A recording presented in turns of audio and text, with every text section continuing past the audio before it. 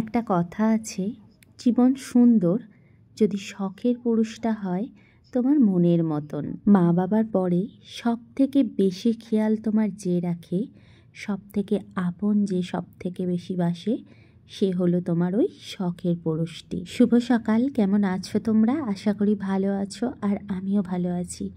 আমার নতুন আরও একটি ভিডিওতে তোমাদের সবাইকে জানাই অনেক অনেক স্বাগত। সকালের এই সুন্দর পরিবেশটার সাথে সাথে যদি শখের মানুষটার ফোন পাই, তাহলে পুরো দিনটা যেন অনেক সুন্দর হয়ে যায়। ওর সাথে কথা বলতে বলতেই আমার জামা কাপড় গোছানো, ঘরের কাজ বাজ সব কিছুই প্রায় হয়ে গেছে।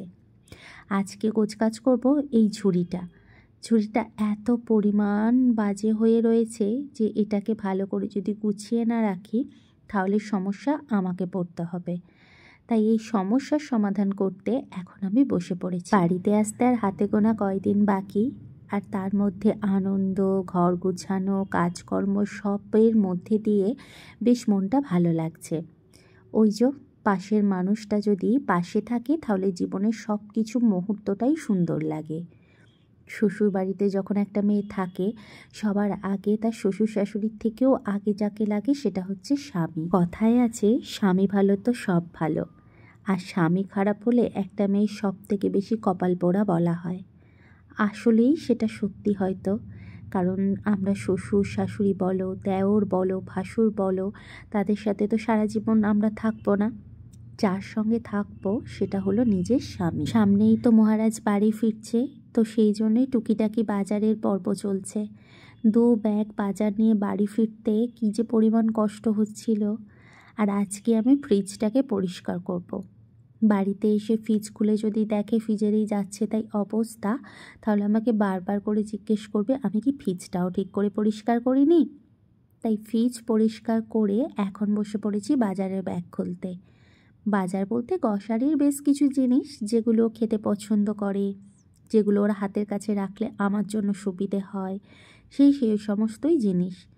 ওই যে যেমন আটা, চা, নারকেল তেল, সঙ্গে সস, ওই হলুদ গুঁড়ি, লঙ্কা গুঁড়ি, জিরে গুঁড়ি, সার্ফ, আর রয়েছে গোটা জিরে আর শুকনো লঙ্কা। ও যখন বাড়িতে আসে তখন মনে হয় পৃথিবীর যা যা ভালো ভালো জিনিস আছে সমস্ত কিছু বাড়িতে তুলে নিয়ে আসি।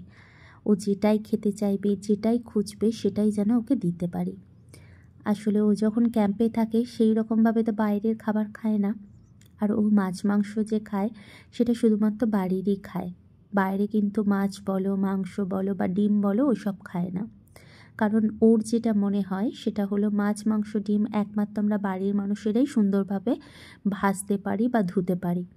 বাইরের লোকেরা কি এত সুন্দরভাবে গুছিয়ে রান্না করতে পারবে? আমার জন্য মানুষটা দেখো সব কিছু করছে, প্রত্যেকটা জিনিস খুঁটিনাটি সব কিছুই তো করছে আমার জন্য। সে এত বছরের ব্রহ্মচার্য জীবন ফেলে দিয়ে মাছ মাংস ডিম খেতে শিখেছে। আমার পছন্দের জিনিস পড়ছে, তার পছন্দটাকে ত্যাগ করেছে। আর কি চাই বলো? প্রাণের মানুষ যখন বাড়িতে আসে তখন প্রত্যেকটা স্ত্রীর মুখেতেই কিন্তু হাসি থাকে, কারণ জোর তখন দ্বিগুণ বেড়ে যায়।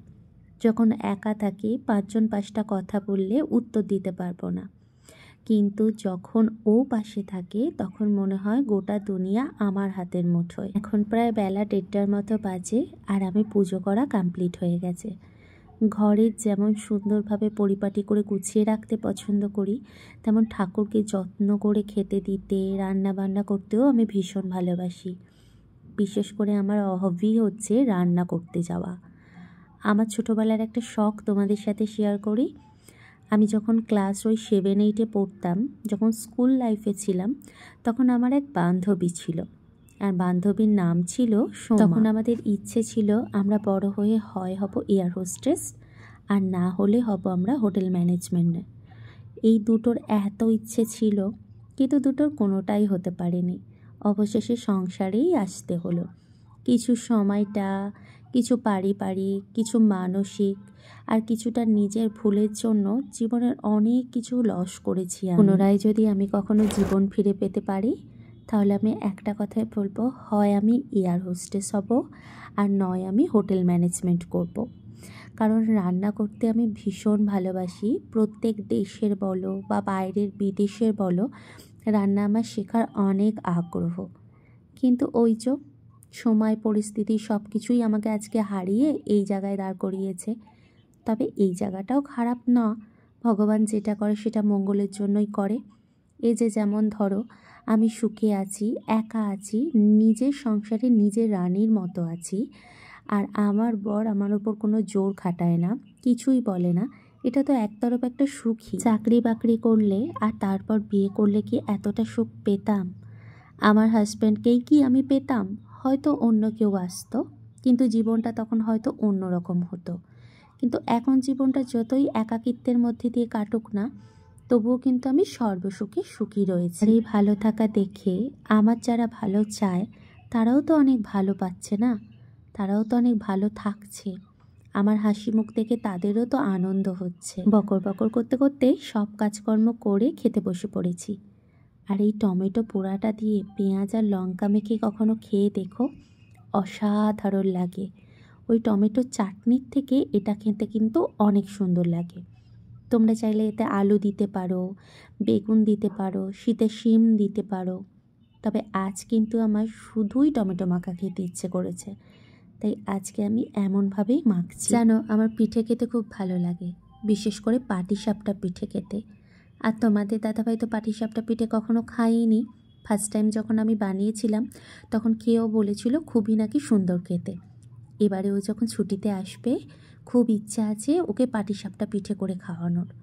আর ওর পছন্দের সবথেকে বেশি খাবার কোনটা ভালো লাগে জানো? ও মাটন কষা আর আলু পোস্ত খেতে খুব ভালোবাসে। কিন্তু বাড়িতে মানুষটা এলে তবেই তো খাওয়াবো। এই দুটো জিনিস আমি বাড়িতে খুব কম বানাই জানো, কারণ ও খেতে ভালোবাসে তো। বাড়িতে বানালে ওটা যেন আবার আমার গলা দিয়ে নামে না। তো যাই হোক, এখন সন্ধে হয়েছে, সন্ধ্যের চা খেয়ে রাতের ডিনার নিয়ে বসে পড়েছি। আজকে তো রান্না হয়েছিল ওই যে ডাঁটা দিয়ে মাছ দিয়ে তরকারি আর ডিম আলুর ঝাল। তো বন্ধুরা, আজকের ভিডিওটা তোমাদের কেমন লাগলো অবশ্যই জানিও।